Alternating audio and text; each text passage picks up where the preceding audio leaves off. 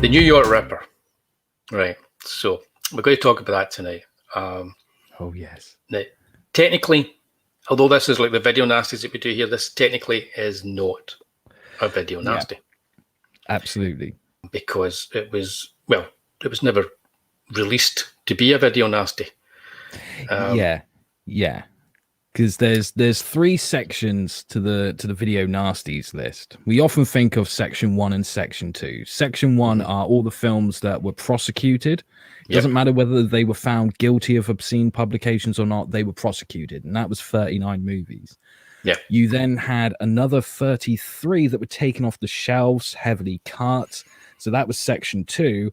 And then you had, I think it was another 84 movies that they just left alone, but they were like, let's keep an eye on these because we feel these could be bad. The New York Ripper does not appear on any of those lists whatsoever, because it never went to cinema. I think section 3 mostly focused on cinema releases that never got the chance to go to video whatsoever, but they could have, so they stopped that very early on. But the New York Ripper was often confiscated by police when they raided video stores because they thought, well, it looks nasty. And there was that rumor about how they tried to get certification for it and that it had to be escorted by armed guards out of the country, and it turned out that wasn't actually true. What had happened is the producers had turned up to the BBFC, showed it to them, and they said, no, we're banning that outright, which means you now own something that is illegal in this country, so you need to get it out of the country as soon as possible. Yeah. There's lots of false stories around that whole era of the video nasties. This film, I mean, to talk about the film at first, it was originally... It was Lucio Fulci was wanting to make this as his kind of homage to Hitchcock. I'm not quite sure what Hitchcock movies he'd been watching. It's very much a rip-off of De Palma's Dress to Kill. And I think also something like films like from the 70s and into the 80s, Looking for Mr. Goodbar and Cruising, all these films that dealt with like a seedy kind of like underbelly and the idea that people were out there looking for sex, and because of that something terrible was going to happen. All that kind of stuff was there. It actually is the sleaziest of Lucio Fulci's movies, which is saying something. Oh, by far. Also, it's quite nasty too. Yes. I was reading that it was actually meant to be about a guy who had a disorder that made his facial features change, so it was difficult for the police to capture him. That was the original idea. But that was then used later on by your man, whose name I can never remember, who made Cannibal Holocaust. He made a movie like that. Ruggero Deodato. Yeah, he made a movie like that. It's an odd film because on the surface, it looks like it's going to be a fun horror police procedural type movie. It starts with, because the opening scene with the guy walking his dog down by the bridge, and the famous kind of shot of the New York Bridge, and the dog goes into the woods and comes round out, and it's got like a hand in its mouth, and then New York Ripper, the titles come up, and this funky, weird music starts, and you think, well, this is going to be one of these fun, sort of like trashy Italian kind of movies with police procedural, with kind of like lots of gore and violence and stuff. It kind of is, but it's not the kind. I don't know what kind of movie it is. I don't think it's a giallo. I would say that it falls under the genre or subgenre of neo giallo, because it came out around the same time as Tenebrae. Tenebrae was considered like the first neo giallo, and I kind of feel that it fits in that category quite well. Okay, yeah, I don't. It's weird. I think it lacks the style of what I would associate with a giallo. I can understand that. Yeah, it's a very weird movie because it is incredibly nasty. It's been attacked for being misogynistic. I can see why, but every man in the movie is horrible. There's not a nice man in this movie, apart from maybe the dog owner, and that was all he had to do. Yeah, the lead character, played by Jack Hedley, the English actor, I think dubbed. I think pretty much all of them were dubbed in this movie. I think so. Some badly and some not so badly. He's just such an unlikable guy. The only person that's actually seems human and normal is like the weird, twisted sort of like husband of the woman in the movie who goes out and she has lots of like sexual encounters and ends up getting killed. He's kind of looked down upon by the detective when he's talking to him because he's obviously a pervert, you know. But he's the only person in the movie you feel is actually human. So when you've got like this one guy who's a bit pervy, and you're like, he's the only likable guy in this movie. At least that's my take. And what did you think about this film and its casting and its? Well, one thing I love about it, like it was something that I didn't notice the first few times I watched it. It was only when rewatching it that I was like, hold on, every character in this movie has some sort of kink or fetish that they're ashamed of, that they keep hidden from the world. They keep it to themselves. And sometimes it's shown other times it's right in your face, but most of the time it's really subtle little things. Like the professor that the cop goes to get help, just seeing him at the newsstand and he's looking through like some of the gay magazines. And it's just like, he buys one and the guy that sells it to him in the newsstand kind of winks and goes, "Have a good night, sir," sort of thing, you know. Yeah, and every single character in this, because the cop, he's sleeping with this prostitute. Yeah. And everybody in it has something that's kind of hidden, that's kind of seedy. Except one. Except one. Yeah. Except one. And I'm not going to say who that is. You have to see the movie for yourself. Because even though this is from 1982, I'm not risking spoiling it because you need to see this movie. Yeah, you do need to see it. You don't really need to know the plot other than there's a New York Ripper. The New York Ripper is out there killing people or women, and it's very much in the vein of like the movie Dressed to Kill, Brian De Palma's movie, that kind of thing. So you can see why people disliked it because they thought it was a misogynistic kind of movie. But I think you can have a reading of it, like you were saying there, where that every character, because they have that kind of underlying kind of quirk. And the fact that all the guys are so kind of unlikable, I think you can read the film in a couple of different ways if you want to start to intellectualize it. Absolutely, because this movie is a lot deeper than a lot of Lucio Fulci's works out there. There's quite a lot of layers to this movie. Yeah, and I don't think you'll get that on one viewing. You'll just probably get how nasty it is and never want to watch it again. Yeah. To be honest, I was kind of like that the first time I saw it, but the first time I saw it was in a pan and scan, God knows, 5th generation VHS under the counter, you know, sort of a video. You know, the way you should see a video nasty, of course. Yes. Or a film so infamous it didn't even get to be a video nasty. But it's a pretty good looking movie. It's well made, and there's People Circus has some really good shots too, some really nice shots in it. They kind of come out of the blue sometimes because you're thinking that everyone's getting kind of like ordinary, and then suddenly he just pulls out a really nice shot, a really nice scene. So the plot, all you really need to know is there is this killer, there's this cop played by Jack Hedley who's going out to get him. There is the killer likes to phone the cop and sort of taunt him, and he also likes to talk to his victims before as he's killing them, and he does this by using the voice of Donald Duck. And the first killing in this actually had me bent over laughing. I was like in hysterics the first time I saw this, and I watched it again recently, and I still laughed at that first killing, and it's nasty. Oh yeah, it's the woman can't get out of this car, and the killer, the New York Ripper, kills her and starts slashing her to bits with his blade. But he's quacking at the same time. And so the first time you see this, even if you know it's coming, it's kind of like if you're a horror fan, you're kind of like, this is weird. I have never seen this in a movie before, and most likely will never see this in a movie again. So the first scene, and then when it ends, you're kind of like, that sounds pretty nasty, actually, the way that scene kind of works out. But you just can't get away from the fact that he quacks like Donald Duck. If you were to talk about the actual violence in this, because it was cut in America as well, I believe it was cut for an R rating or to be released in America too. I think the interesting thing is that the British censor tends to concentrate on different things for the American censor. I think the American censor lets some of the violence through, but they always cut the sex, and it's different with the British censor. But this film, they just were like, no, burn it. But, it was like, burn the witch. So the censor at the time in the UK was a man called James Fairman.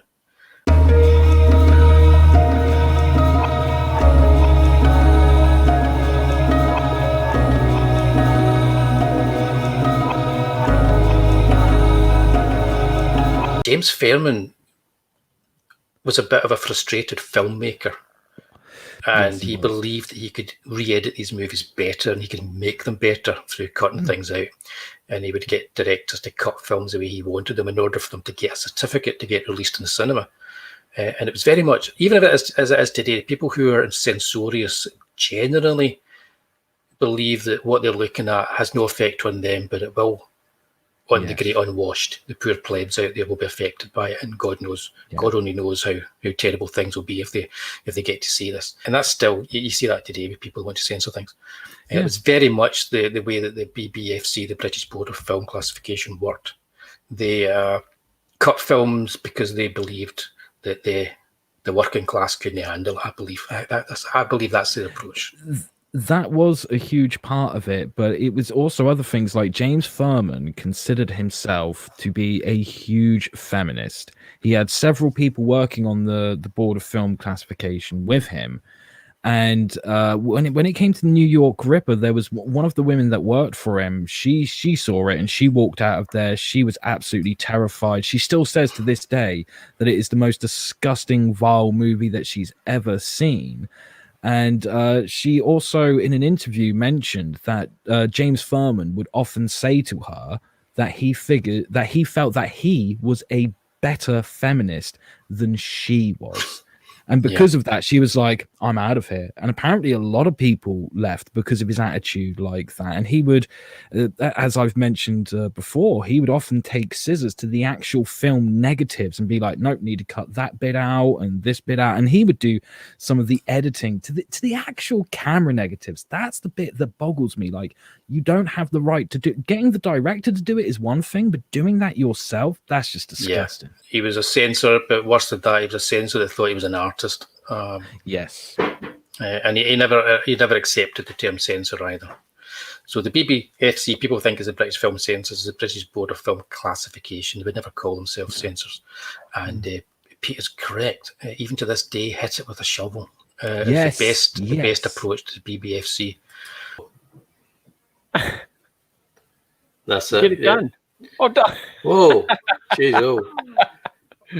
Is that what it said in the book? Use a shovel. The heck out of him with a shovel. Absolutely.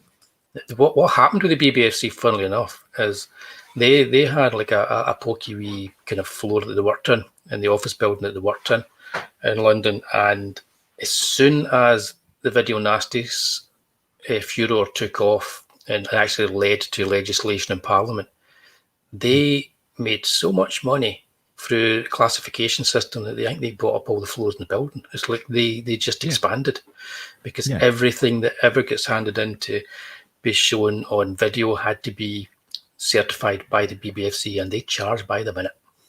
Oh, yes, they do. And they charge a lot of money. And what they would often do back then is they would have people coming along and saying, hey, look, we're a distributor. We're putting this movie out on Monday.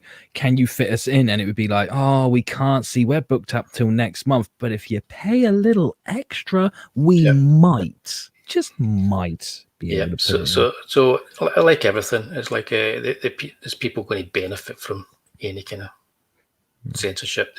And what came along after the Bright bill, Graham Bright, the man who kind of brought it all to light, funnily enough. Woof. He believed it not only affected children and adults like us with weak minds, but it also affected dogs. So go figure. But yeah, back to the New York Ripper. So the BBFC hated the movie from the get-go, detested it, and they ordered all copies of it to be taken out of the country or destroyed or both, or to be taken out of the country. Taken out of the country, yeah. I think the woman you were talking about, she wanted it destroyed. I think that was her initial reaction, was she wanted it destroyed. Yeah, she wanted it burnt into ashes, but the law stated, like, we viewed it. We have now decided that it cannot be released in this country, which means from this second forward, you've got illegal, obscene materials in the country. You need to get them out as soon as possible, because if you're caught on the way to the airport, you're arrested and you're taken straight to court. Because it never got released, it's never really made it onto the Video Nasties list, but it makes it even more infamous because it was one of the few films that was outright banned. And can you remember, when was the first legal copy? It was a Vipco that released the first legal copy. Was that in VHS? Yes. Vipco released the first legal copy, which was heavily censored. There's no point searching for that copy whatsoever, because you'll just watch it. It'll be over in about 50 minutes, and you'll be like, what the hell was that all about? Yeah. We talked about Dario Argento the other week. We talked about Tenebrae. We talked about the artistry that was involved in setting up the kills and everything else. I don't believe artistry is the word you would use for the way that Fulci sets up the kills here. They're very... I don't know. What would you say? How would you say his approach is compared to somebody like Argento? I think for the earlier kills in the movie, you can't use the word artistry. But as the movie continues, there's a little bit more artistry added, especially when we get towards a scene towards the end where the killer has phoned up the cop, saying like, oh, someone you know about, I'm about to kill her and stuff. And they track him and they think they found him, just to find out, oh no, it's a walkie-talkie being used in a telephone booth. And then we see what the killer actually does to his victim. And it is absolutely horrific, but it is kind of really well thought out. This is someone who's thought like, no, I can't just slash away and hope for the best and just see how it goes. He's thought about every single cut. He wants to make every single cut count. So yeah, I get what you're saying. Like, you can't really use artistry as like a blanket statement about all the kills, but I do feel that some of them do have a bit of artistry to them. Yeah, the bit with the dead woman lying on the floor, the blue lighting, the door opens, we get the light breaking. Yeah, there's lots of there's lots of stuff you don't realise when you watch it in VHS. Originally, you watch the kind of like the shoddy copies that you had, but you watch it now and you go, yeah, because these guys were good technicians that were working as cinematographers and editors, and then if they're lucky enough to have people involved that are artistic as well, and a lot of them were, because the Italians just were. They made trash, but they made it artfully. Was that Fulci's reputation hacked to maestro when his movies came out in Anchor Bay DVDs? Yeah, I think a lot of that has to do with getting to see good widescreen versions of them, especially uncut. I think definitely. Absolutely. Because the first time I saw the New York Ripper, it was because I got one of the US Anchor Bay releases of New York Ripper, and it was a completely unrated cut of it. So I was like, fantastic, and I put it on, and I was just blown away. There is one infamous kind of like scene with the eyeball. Yes. And I never realised that until I watched it recently. Now, part of the scene is you see the razor cutting through the eye, like through the eyeball. You could say it was a reference to Buñuel and Dali, when they were doing their kind of art kind of like art movies back in the day. Was Jean Andelou. You could say that was a reference to something like that. Just that there for the shock, just the shock of it, and then your reaction to it. Here's what I don't get about that scene. Is this just me? If somebody was trying to razor your eyeball, would you not shut your eye? That's a good point. You would be like this. That's exactly what you'd be like, because, but no, that is a good point. She's like that, and she lets him. It is not a case of like there's anything really stopping her from trying to shut the eye.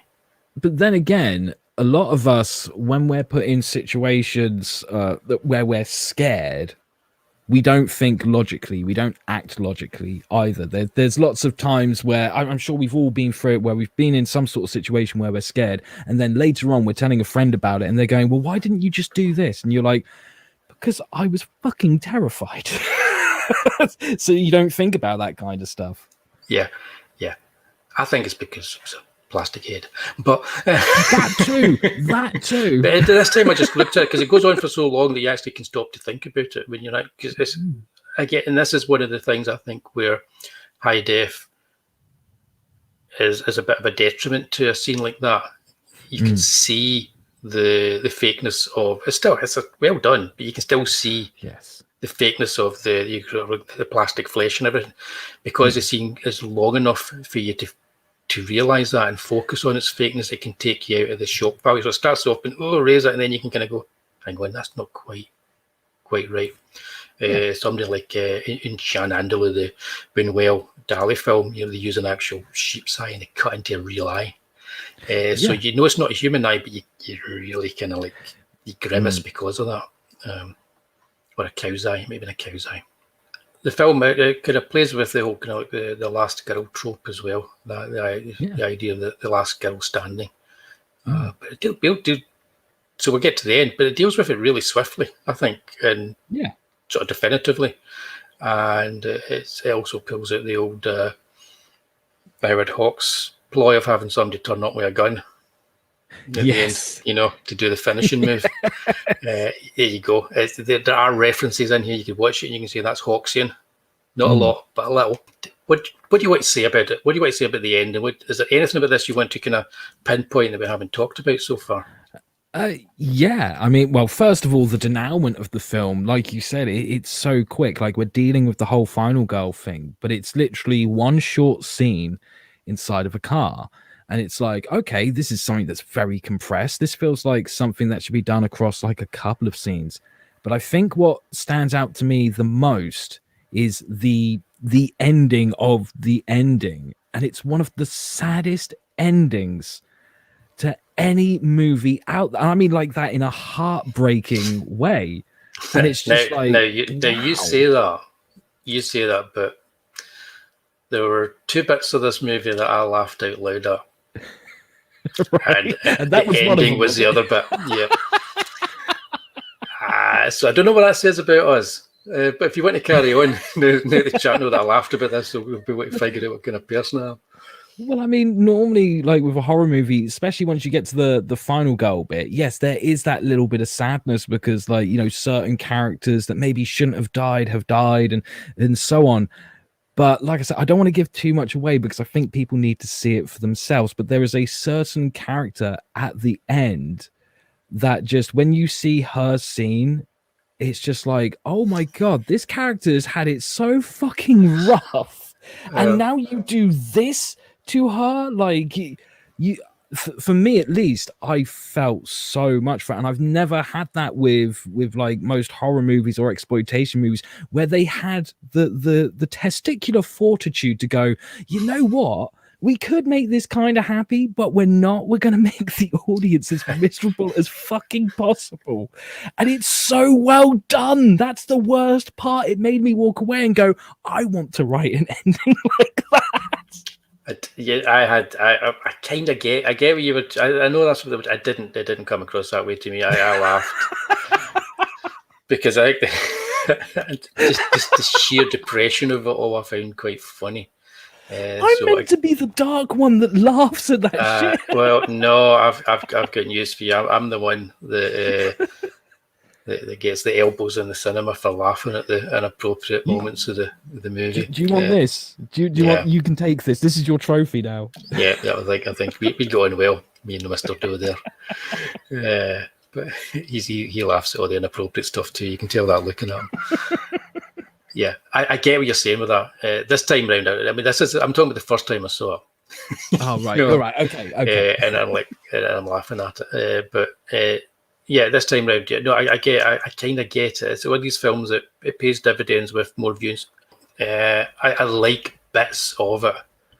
That's what I like bits of it. It's not one of my favourites. Although in saying that, on recent viewing, it's gone up a notch. But you rate it as a Fulci movie, don't you?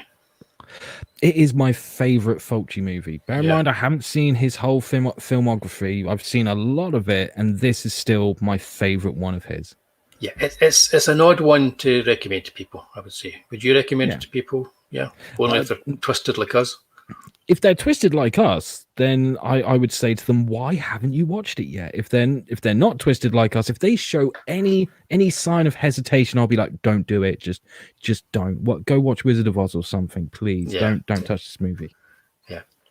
So that's the New York Ripper. Make sure to tune in for our next video nasties, where we'll be talking about Maniac. Yeah.